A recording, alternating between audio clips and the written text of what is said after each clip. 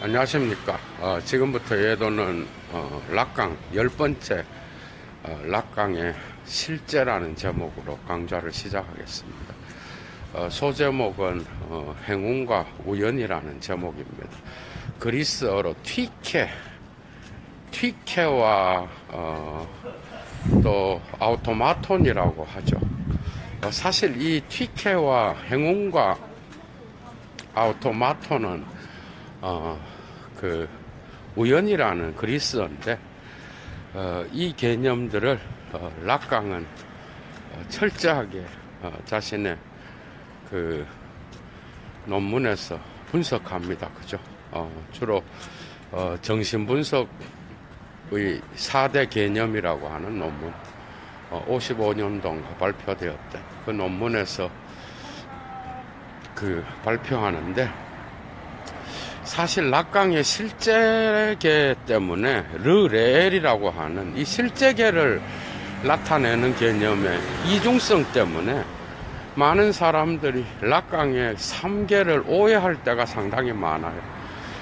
몇 번을 읽어도 이해가 안 되는 부분이 이 실제계의 개념들 때문에 그렇습니다. 그래서 이 실제계에 대한 보충적 설명으로서 오늘 예도가 10번째 락강의 실제, 아리스토텔레스의 물리학 2권 우주론에 나오는 튀케와 그 다음에 아우토마톤, 우연이라고 하는, 튀케는 행운이고 아우토마톤은 우연인데, 여기에서 락강이 또한 실제계를 설명하거든요. 사실 실제계는 또한 락강이 폴클루지옹이라고 하는 배제라는 뜻을 갖고 있죠. 사실은 이게 1차적인 불어의 뜻으로서 폴클루지옹은 권위의 탈취, 권위를 빼앗다 이런 뜻이 있고, 세 번째로 정신분석학 용어로 배제라는 뜻입니다. 이 개념과도 어떻게 보면 실제계의 뜻을 이해할 수가 있어요. 그러니까 실제계의 이 개념을 여러분들이 그냥 단순히 바깥에 있는 모든 보이는 이 세계의, 자연세계의 실제라는 개념으로만 락강의 이 실제계의 실제의 뜻을 이해해서는 실제계를 도무지 이해할 수 없습니다. 2차적 뜻이 있는데, 거기에는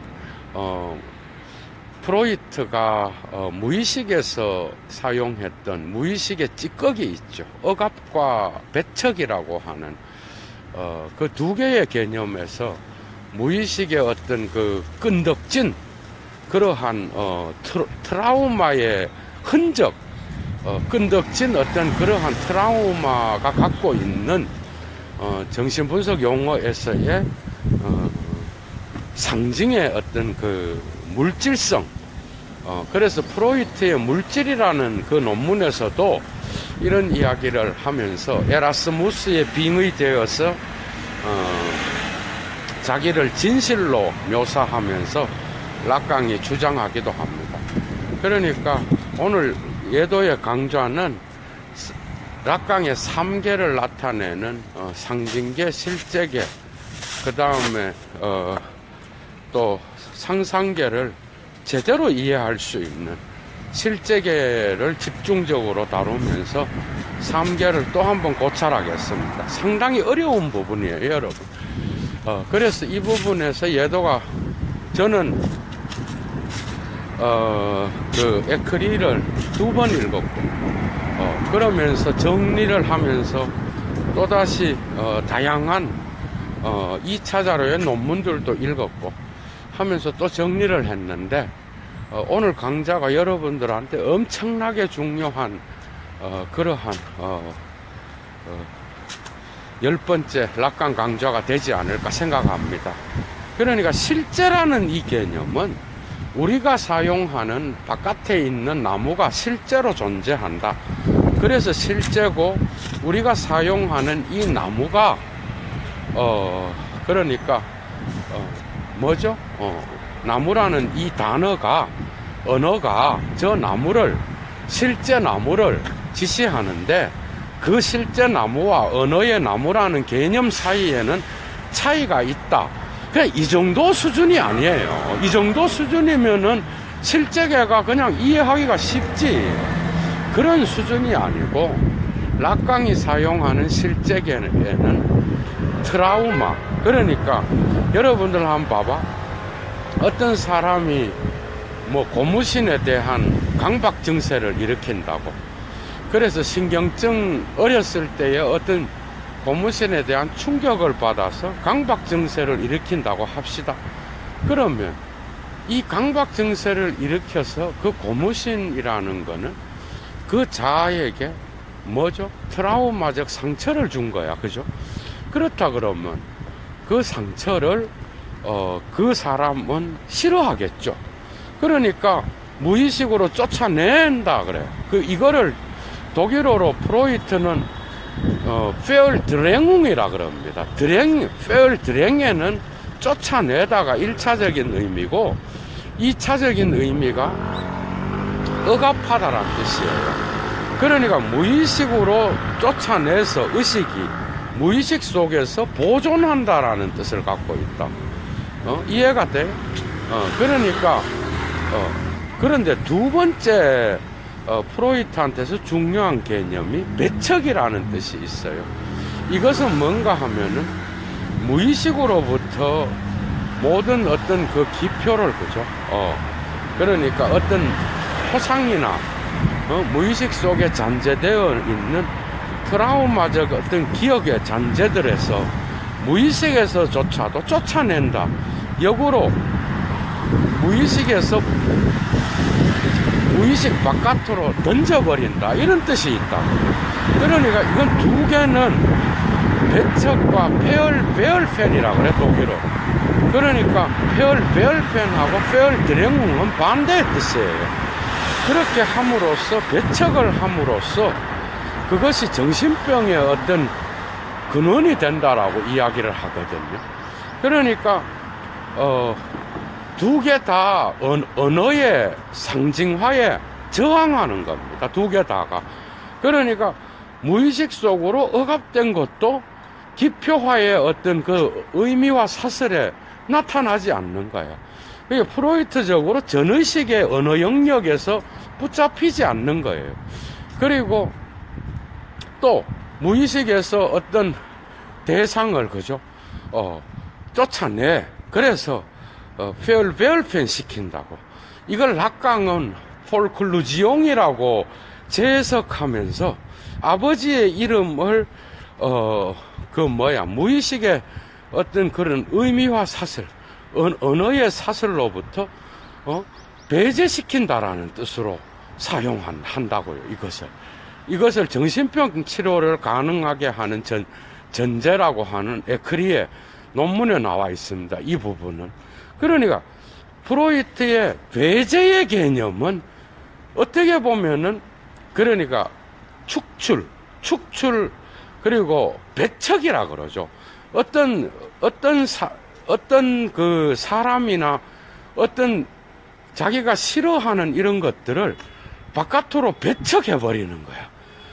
그러니까 무의식으로부터 쫓아내버리는 거를 배척이라 그러고, 페얼베얼풍이라 그러고, 프로이트는 의식에서 무의식으로 쫓아내서 의식 속에서 보존되고 있는 거를 프로이트는 페얼드랭웅, 억압이라 그럽니다.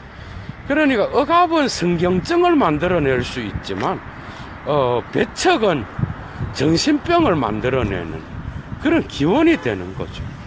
그래서 여러분들이 기억해야 될 그 요소, 중요한 거는 이겁니다, 여러분.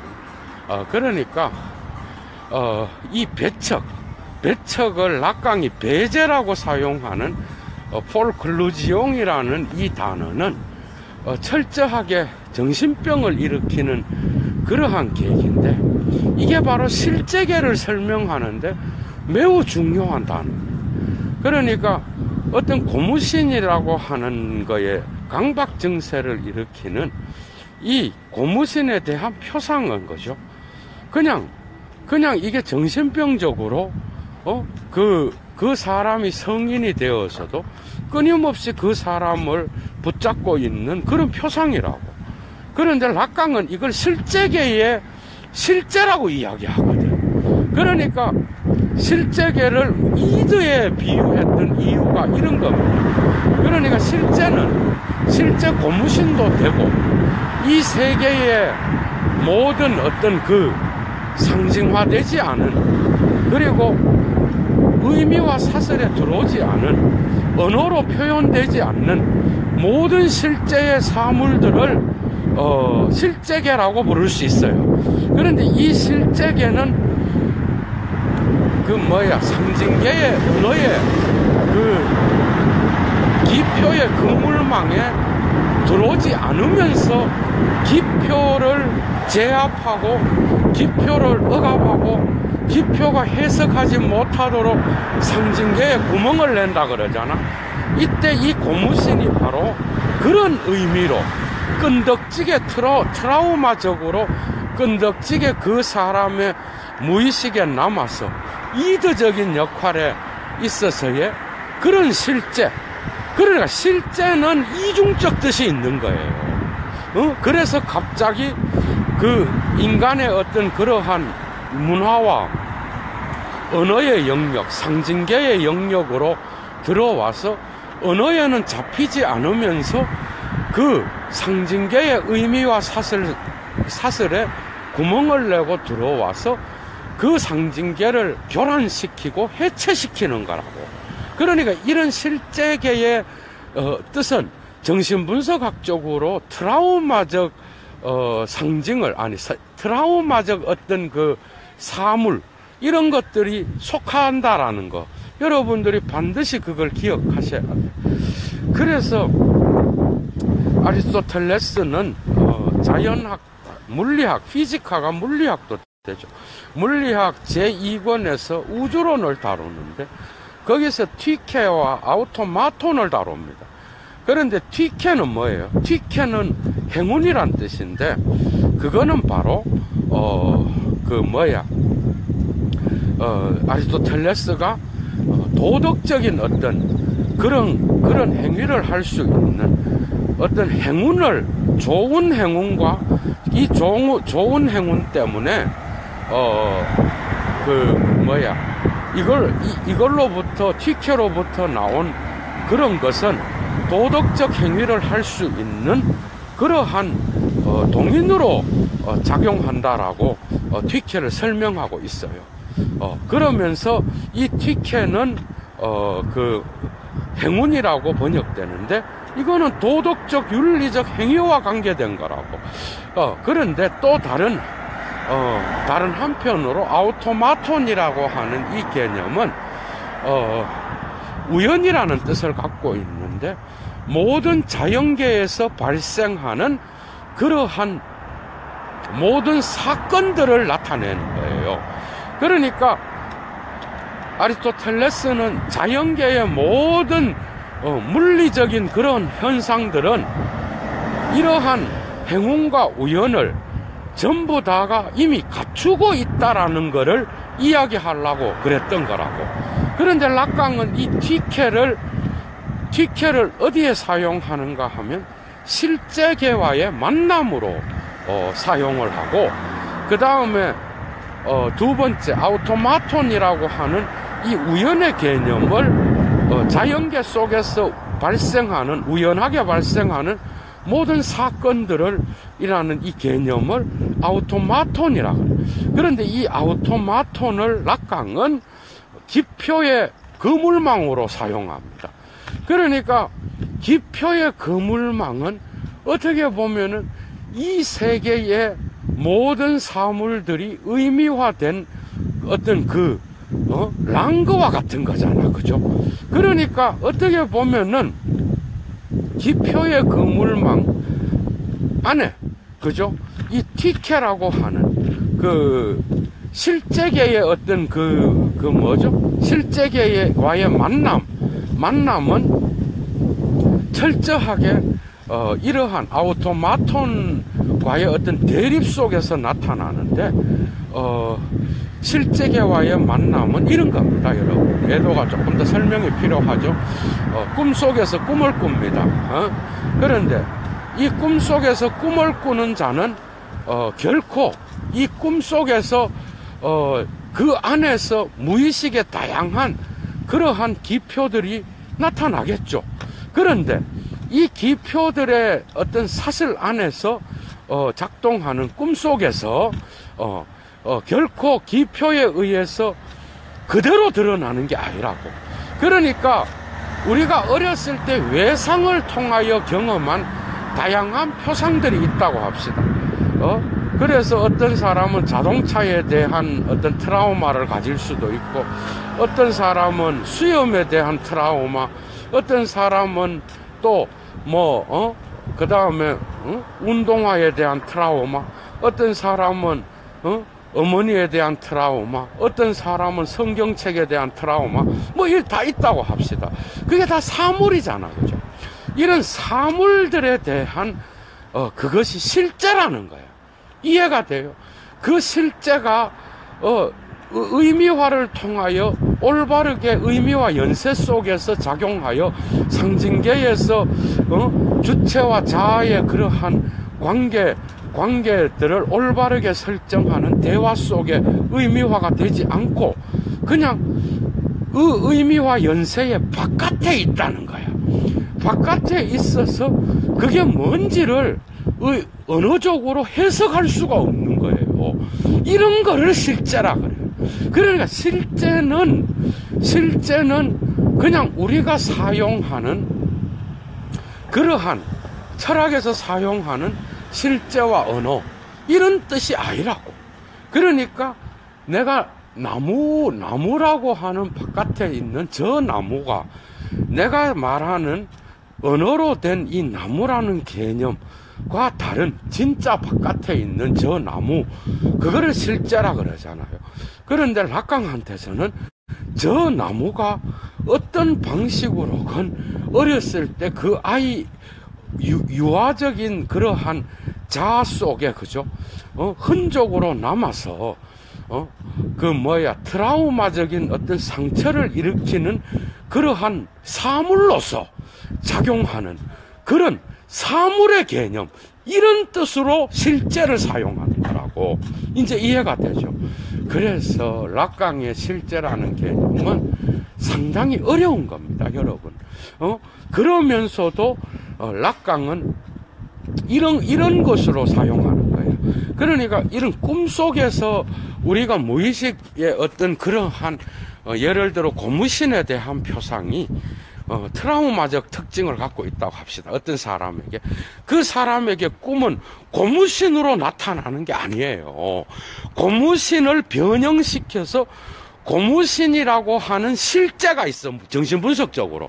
그 실제에 가면을 쓰고 베일을 앞에 달고 다양한 모습으로 이게 꿈속에 나타난다고. 그런데 꿈을 꾸다가, 그죠? 실제와의 만남은 뭐예요? 꿈을 꾸다가 노크 소리가 들려. 예술가가 작업을 하다가 갑자기 어떤 인간이 문을 열고 들어와 환상이 깨져버려. 이게 실제와의 만남인 거예요.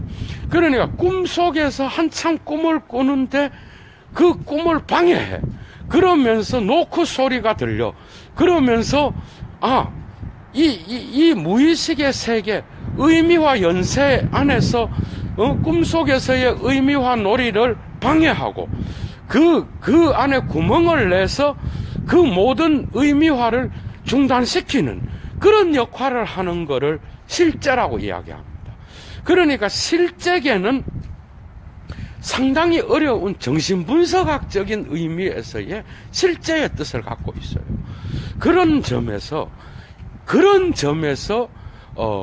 상징계의 의미화의 사슬을 벗어나 있는 사물을 나타낸다고 이제 이해가 되죠. 그래서 TK는 뭐야?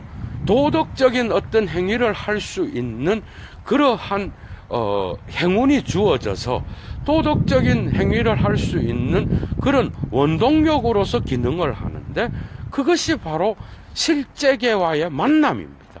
그러니까 정신분석은 실제계와의 정신분석에서 정신분석학적으로만 상징적으로만 드러나는, 그죠? 정신분석적인 어떤 그러한 텍스트 안으로 재해석되면서 치료를 받아야 되잖아. 그러면서 도덕적인 행위를 할 수 있는 거죠. 맞죠? 그러니까 이러한 그 TK의 개념은 실제계와의 직면입니다.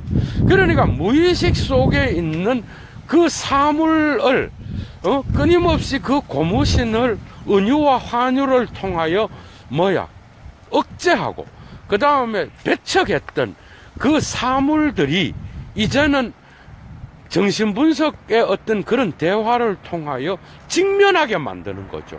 그럼으로써 그 꿈속에 나타나는 정체가 도대체 뭔지를 사실로 보여주는 거야. 그게 바로 실제계의 역할입니다. 그러니까 실제계는 꿈속에서 나타나는 위장이죠. 은유와 환유를 통하여 끊임없이 변형되어서 나타나는 이런 거. 그래서 이게 방어기제와도 관련되고 현실 원칙과 쾌락 원칙과도 관련되는 거. 아무리 그 쾌락 원칙을 억제하고 현실 원칙에 적응하여 이 상징계에서 올바른 성인으로 성장했다고 하더라도 그 현실 원칙은 쾌락의 원칙에 모든 것들을 결코 충족시킬 수 없는 거죠. 이와 마찬가지로 모든 성인이 돼서 현실 원칙 안에 이루지 못한 소망, 어렸을 때의 그 상처, 이런 것들이 현실 원칙에 구멍을 내면서 끊임없이 나타나고 있는 거죠. 이런 방식으로 상징계의 의미와 사설에 들어오지 않는 그런 것들을 전부 다가 락강은 실제계에다가 위치시키고 있다는 거예요. 그래서 실제계는 어떻게 보면은 상상계와 상징계의 이 대립적인 갈등을 더욱더 부추겨서, 그죠? 그 두 개가 결코 화해할 수 없다라는 그런 의미도 갖고 있지만, 자아의 어떤 동일시나 그 다음에 상징계의 의미와 사설에서 드러나는 의미의 어떤 해석은 결코 전부 다가 아니라는 것을 이야기하는 거예요. 그러니까 락강은 그렇게 말합니다. 모든 TK의 실제와의 만남은 행운의 어떤 그러한 도덕적 행위를 할 수 있는 원동력을 주는 그런 좋은 행운은 언제나 아우토마톤, 그러니까 기표의 의미와 사슬, 기표의 어떤 그 연결망을 언제나 벗어나 있다 그래. 그러니까 우리의 무의식 속에 외부가 또 있는 거예요. 무의식이 배척한 기표들은 프로이트는 다시 되돌아온다 그러거든. 리비도를 통하여. 그런데 락강은 이것을 배척한 거를 실제계에다가 위치시키고 있는 거라. 그러니까 락강은 폴클루지옹이라는 이 배제라는 무의식에서 다양한 표상, 대상, 사물, 그러한 모든 기억의 장치 속에 남아있는 그 모든 대상들을 락강은 배척의 개념, 그래서 무의식에서 쫓겨난 배제된 모든 것들을 어디에다 위치시킨다? 실제계에다 위치시킨다. 그러니까 락강한테서 실제는 이러한 세계 사물의 실제도 되지만은, 그래서 언어가 전부 다 잡아내지 못하는 모든 이 세계의 사물을 가리킬 수도 있지만, 특별히 정신의학적으로 트라우마적 그런 끈덕짐을 갖고 있는 거죠. 그러한 것도 갖고 있다라는 거예요. 그 트라우마적으로 본래적으로 사물 표상으로 남아서 언어 표상으로 들어오지 않는 모든 사물을 실제라고 말한다는 거예요. 그러니까 자아의 환상을 깨고 주체의 어떤 그러한 의미와 연세의 놀이를 계속해서 의미화를 하는 그러한 모든 것들을 중단시키는 그런 역할을 실제계에 부여하고 있다라는 거죠. 그래서 락강을 이해하기 위해서는 이 배제라는 개념이 있죠. 프로이트의 배척이라고 하는 그런 개념들을 잘 이해해야 됩니다. 정신분석의 어떤 그 정신병을 치료를 가능하게 하는 전제라고 하는 그 논문, 그러니까 에크리의 어떤 그 중후반에 위치되어 있는 이 논문에서 락강은 아버지의 이름을 이야기합니다. 아버지의 이름은 자아가 주체로 변하는 그 교량 역할을 하는 거잖아요. 그러니까 아버지의 이름은 상징계의 어떤 그 중요한 그러한 그 권위적인 걸로서 상징계를 지배하는 그러한 개념이죠. 그러니까 아버지의 이름은 그 어머니에 대한 욕망을 거세공포증을 통하여 그 아들에게 법적인 권위적인 그런 공포를 심어줌으로써 그 아이가 거울 단계에서의 동일시를 포기하게 만드는 거잖아. 그러면서 상징계로 오면서 그 상징계의 의미와 사슬을 창조하고 또 의미와 사슬을 계속해서 만들어내고 언어의 주인으로서 상징계의 위력을 권위를 보여주는 개념이잖아, 그죠? 그런데 이 아버지의 개념이 아버지의 이름이라는 이 개념은 사실은 헤겔이, 그러니까 락강은 헤겔을 상당히 좋아했어요. 헤겔에 대한 분석이 상당히 많습니다, 여러분. 그러니까 락강은 뭐라고? 락강은 헤겔이 특별하게 중요하게 했던 그 아버지 개념, 그 아버지 개념은 삼위일체의 그 성부 아버지의 자리에 위치하고 있는 아버지, 그 다음에 그리스도교의 어떤 그 예배 형식 속에 나타나는 그 아버지를 처음에는 분석했다고. 그런데 헤겔을 통하여 헤겔이 분석을 했어요.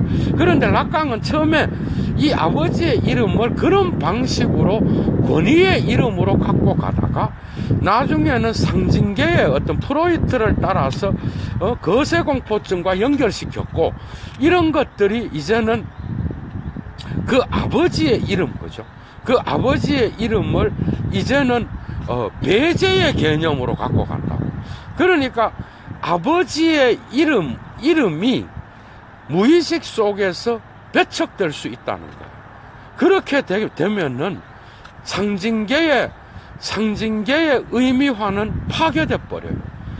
그렇게 되면은 뭔 말인가 하면 그 아버지라는 이름이 법적인 어떤 그러한 권위를 갖고 그 자아를 주체로 성장시키는 역할을 하여서 법적인 공포증을 주는 게 아니라고.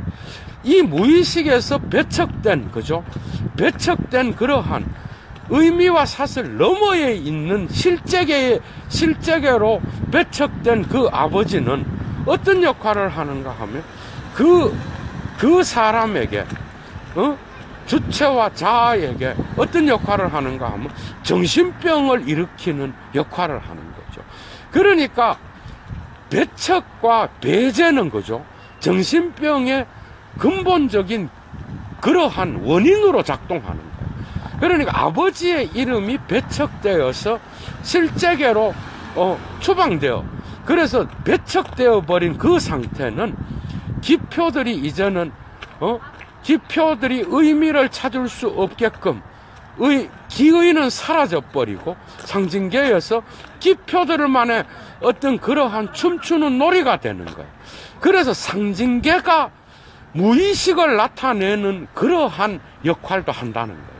그런데 그 무의식 속에서 배제된 그런 사물성이 있죠.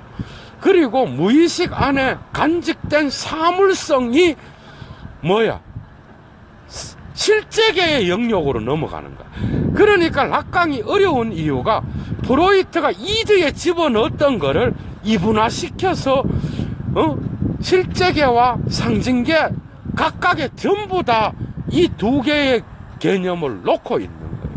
그러니까 실제는 외부와 내부가 있고, 실제는 광기와 정상인, 광인과 정상인 모두에게 작동하는 동일한 언어의 위력을 파괴하는 그러한 버티고 서 있는 무의식의 트라우마의 흔적이면서도 또한 그 흔적을 추방하여 의미와 연세 속의 무의식 안에 있는 은유와 환우 속으로 의미와 연세 속에서 벗어나 있는 그러한 사물이라는 거야. 이렇기 때문에 어려운 거예요. 그러니까 상징계와 실제계는, 실제계의 위력은 그겁니다. 결코 언어로 의미화되지 않아.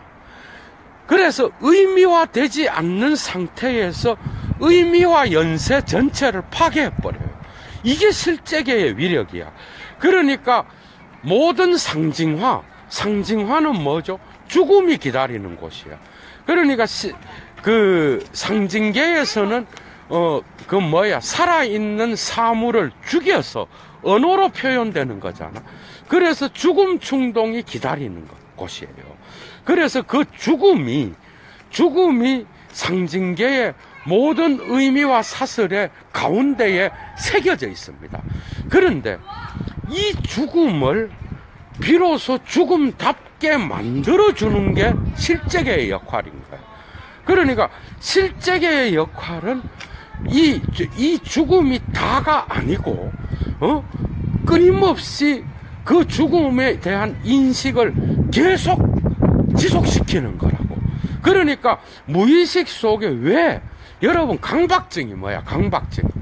반복해서 고무신에 대한 트라우마를 갖고 있는 자로 하여금 반복해서 그 고무신의 의미는 모르면서 그 고무신의 어떤 그 사물이 끊임없이 그 인간에게 계속해서 의미와 연세의 은유와 환유를 통하여 나타나는데, 이거는 실제계의 구멍으로서 의미와 현세에 나타나 있는 구멍으로서 끊임없이 그 실제계의 어떤 그 사물이 그 의미와 연세를 하는 상징계에 계속해서 압박하고 그 의미와 연세를 교란시키고 해체시키는 역할을 하잖아. 그죠?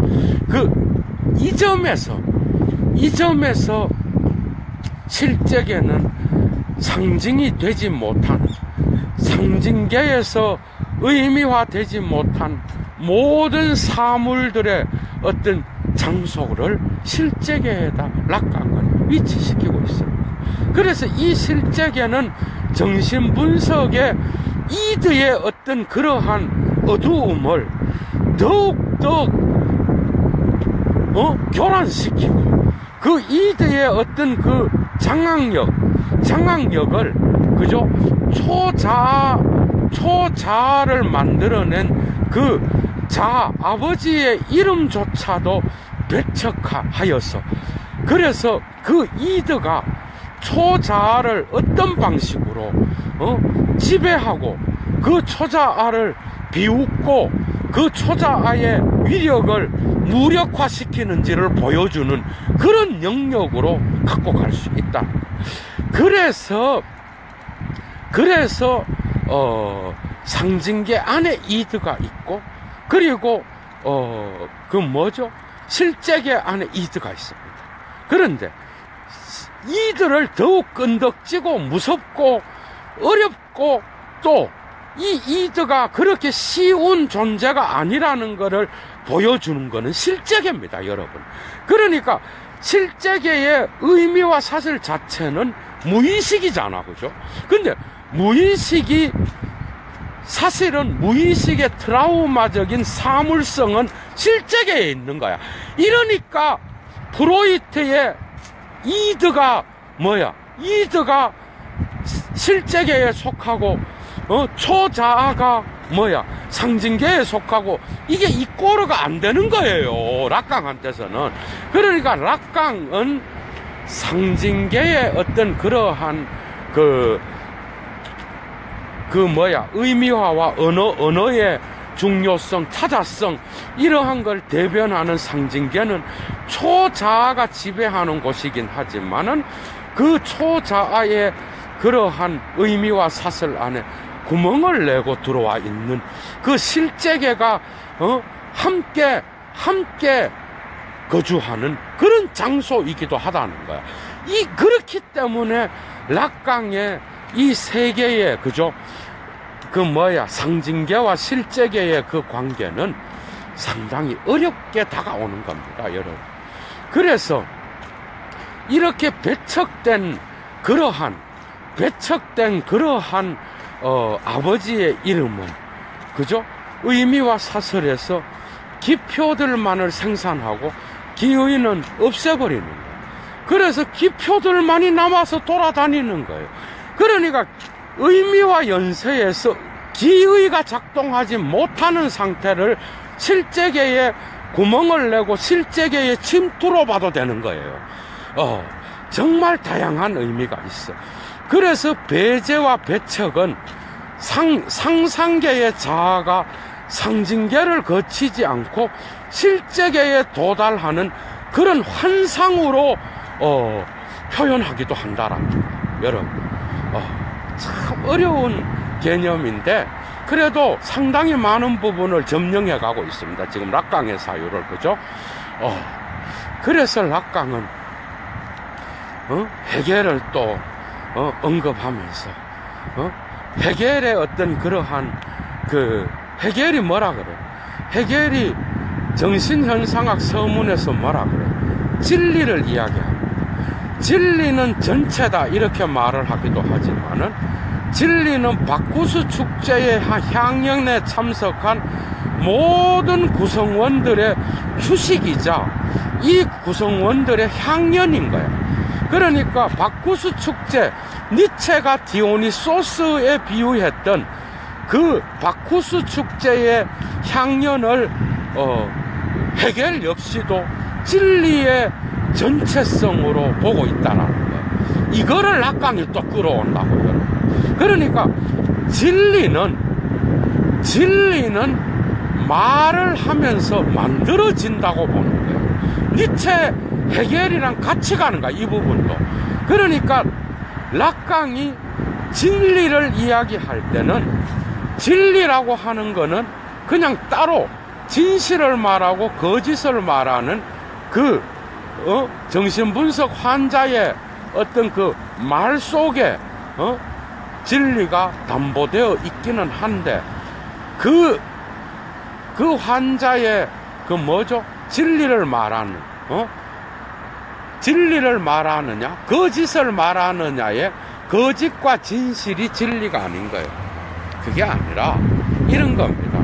정신병 환자를 치료하는 대화 속에서 치료하는 그러한 정신분석가는 이 진리를 말하는 자 있죠.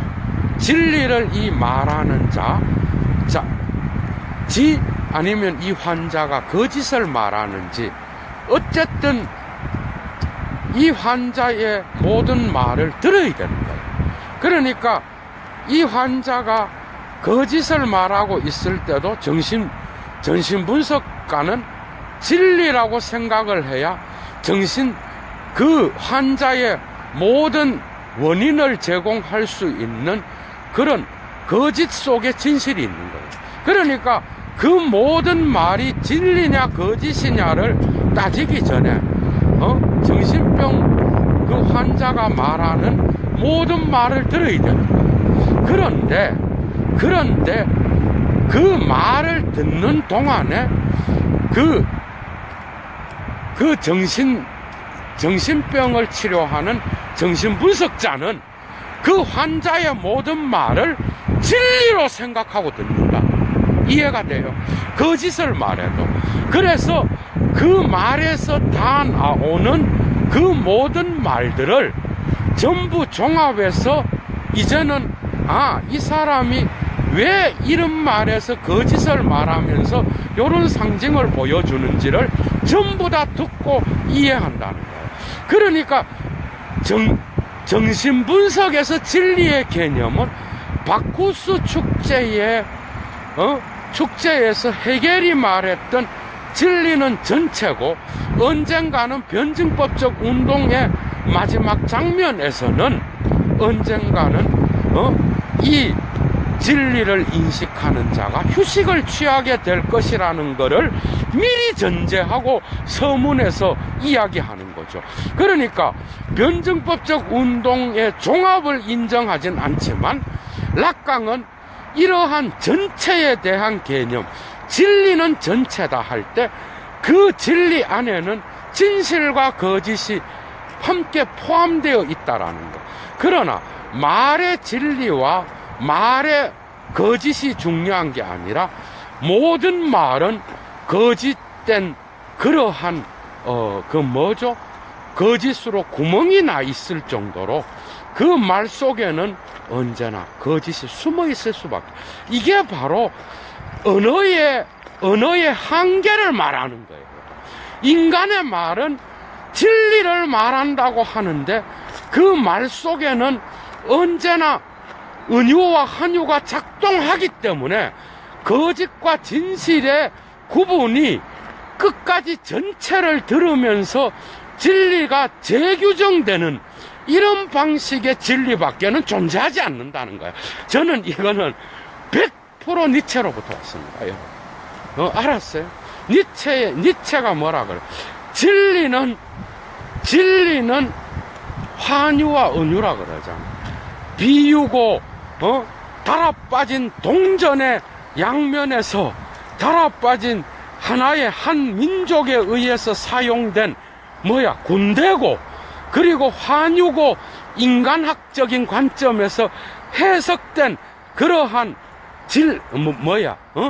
그러한 은유고 환유라 그러잖아. 그러니까 이 말은 정신분석가들을 환자들이 말하는 그 말이 진실이냐 거짓이냐를 따지기 전에 이 전체를 듣고 그 환자가 바쿠스 축제에서 춤을 다 추고 휴식을 취하는 것처럼 그런 방식으로 진리는 현존한다는 거예요. 진리는 이런 식의 진리입니다. 그러니까 니체랑 같이 갈 수밖에 없는 거죠.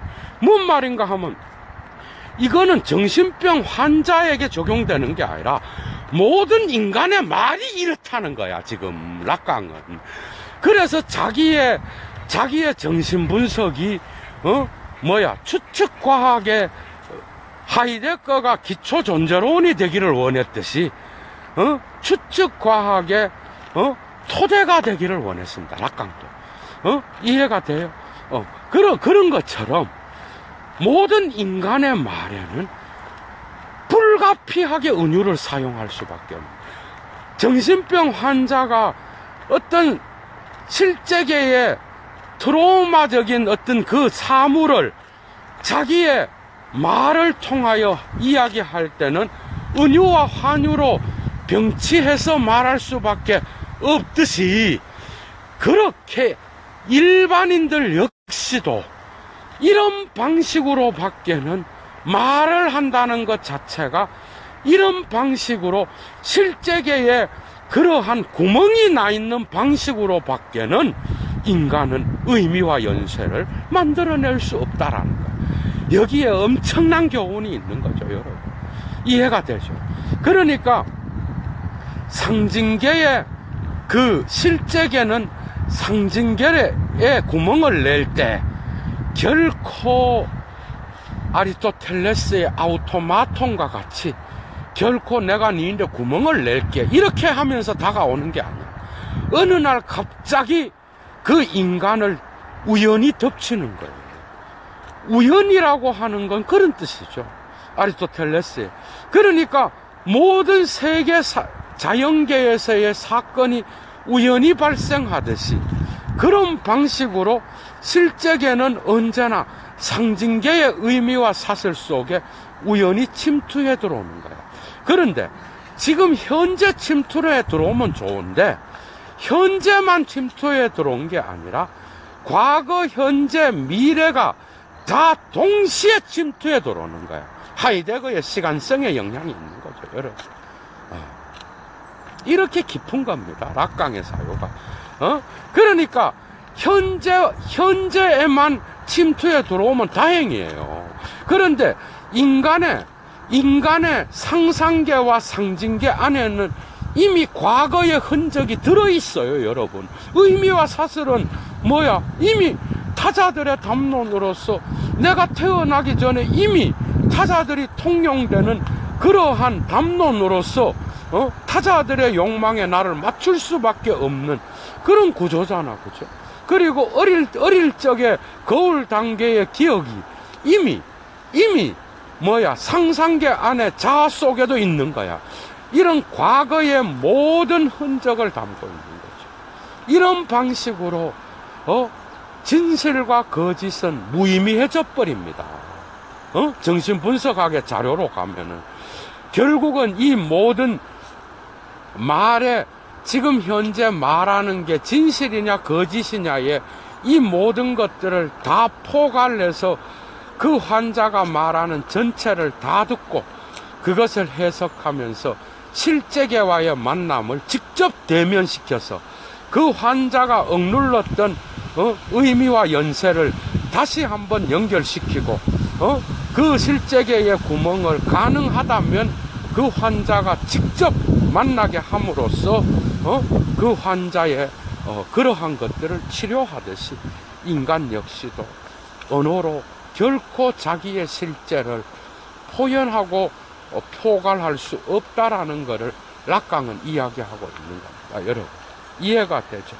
그래서 모든 것들을 바쿠스 축제는 그러니까 뭐야? 이 헤겔이 말했던 정신현상학, 서문에서 말했던 진리는 전체다. 그리고 나서 진리는 바쿠스 축제의 모든 구성원들의 향연이다. 여러분, 이 바쿠스 축제에 술에 취해서 춤을 추는 이 모든 구성원들의 행위는 뭐겠어? 정신분석가와 그 뭐야? 환자가 대화를 통하여 싸우는 것. 또 다시 말하면 나의 언어 속에 나도 모르게 실제계의 실제계의 사물이 침투에 들어오는 거야. 그리고 이미 침투에 있다는 걸 늦게 발견하는 거야. 투쟁의 역사입니다. 투쟁이 들어있는 거예요. 그 투쟁을, 진리를 위해서는 이 투쟁을 겪어야 되는 거야. 이해가 돼요. 그 점에서는 거짓과 진실이 서로 교차하고 발견되는 그런 과정도 포함되어 있는 거예요. 그러나 정신분석에서의 진리라는 그 개념은 그러한 환자의 말이 진실이냐 거짓이냐에 그 거짓에 맞추어서 진실을 말하는 개념이 아니라는 거라고 지금 이해가 되죠. 그게 아니라 환자의 전체의 정신현상학의 전체의 구조 안에서 그 말을 다 듣고 그가 말했던 거짓과 진실이 왜 그렇게 되는지를 실제계의 사물성의 관점에서도 함께 고려하면서 그 전체적인 사슬을 이해하려고 하는 그런 방식으로 진리가 드러나고 있다라는 거예요. 이해가 되죠? 참 상당히 어렵습니다. 그죠? 그럼에도 불구하고 이러한, 그래서 아우토마톤의 아리스토텔레스가 말하는 우연, 그 우연은 뭐죠? 기표의 그물망입니다. 그런데 그 아우토마톤을 티케는 언제나 넘어서 있는 거예요. 자, 마지막으로 이야기합니다. 티케를 설명하는데 아주 중요한 게, 자, 뭔 말인가 하면 어떤 사람이 대화를 해. 대화 속에서 모든 대화는 몽상적 환상이 들어있습니다. 모든 대화는, 이게 일반인들도 그렇다는 거야. 우리는 대화를 할 때 특정한 몽상적 환상을 갖고 있죠. 그런데 이 몽상적 환상은 어느 날 다른 친구가 딱 들어와. 우리 두 사람이 대화하는데 다른 친구가 딱 들어온다고. 예술가가 그림을 그릴 때 몽상적 환상에 잡혀 있었죠. 그런데 어느 친구가 갑자기 문을 열고 확 들어와. 그럼 어야 돼? 그 의미와 사슬이 깨져버리는 거지 뭐. 그러면서 그 실제계의 사물처럼 실제계의 사물처럼 현실로 돌아가는 거예요. 이해가 돼요? 이만큼 실제계의 개념은 어렵습니다, 여러분. 다중적이라는 거예요. 그죠? 그러니까 실제의 실제를 말할 수도 있지만 상징계의 의미와 사슬을 언제나 벗어나 있는 걸 실제라 그러기도 하고, 또 중층적으로 나의 의식을 괴롭히고 의미와 사슬을 괴롭혀서 뭐죠? 중층적으로 의미와 사슬 배후에 죄수로 찌꺼기로 남아있는 트라우마적 그런 사물에 대한 기억, 이런 것들도 다 실제계의 개념으로 들어간다는 거예요. 어느 날 내가 길 가고 있는데 내가 혼자 생각하면서 나의 몽상에 빠져서 걷고 있는데 갑자기 나의 머리를 때리는 돌이 있어. 그게 바로 실제계와의 만남입니다, 여러분. 이해가 돼요? 의미와 사슬. 나의 상징계에 빠져서 내 주체가 그냥 걷고 있는데 갑자기 나의 머리를 때리면서 그 돌이, 그죠? 그 돌이 갑자기 나의 머리를 때려. 그럼 나의 의식은 어디로 돌아가? 나의 의미와 사실로부터 빠져나오는 거죠. 그렇게 됨으로써 꿈꾸는 것은 바로 의미와 사슬에 갇혀 있다는 거예요. 꿈을 꾸는데 노크 소리가 들려. 여러분. 그래서 그 꿈에서 깨버려. 그게 바로 실제계와의 만남입니다. 그러니까 실제계는 끊임없이 상징계와 그리고 상상계의 자아의 환상과 주체의 의미와 사슬을 언제나 넘어서 있는 거예요. 그러면서 그 두 개에 끊임없이 침투하여 간섭하는 거라고. 그래서 상징계, 상상계, 실제계는 또 다른 의미 부여를 받습니다. 오늘 예도의 10번째 락강의 실제라는 그 티케와 아리스토텔레스의 아우토마톤의 개념을 오늘 분석하면서 예도가 가능하다면 쉽게 여러분들에게 전달하려고 노력했습니다. 특히 에크리의 여러분들 어디죠? 정신병 치료를 가능하게 하는 전제라는 그 논문과 여러분 마지막에 나타나는 프로이트의 사물이라고 하는 논문 참조하시고, 또 한 가지는 에크리에 변형되어 나타나지만 에크리에 완전히 수록되지 못했던 락강의 정신분석의 4대 개념을 오늘 강좌는 꼭 참조하셔요. 실제계는 락강한테서 이런 다양한 의미를 갖고 있습니다. 결코 우리가 바깥의 나무가 실제로 있다, 이런 실제의 개념으로 실제계를 표현하고 있지 않다는 것 꼭 기억하시고, 락강의 이 다양한 실제계의 의미를 꼭 파악하시고 이런 논문들을 꼭 읽어보시기 바랍니다. 예도는 물러가겠습니다. 좋은 하루 되십시오. 주스!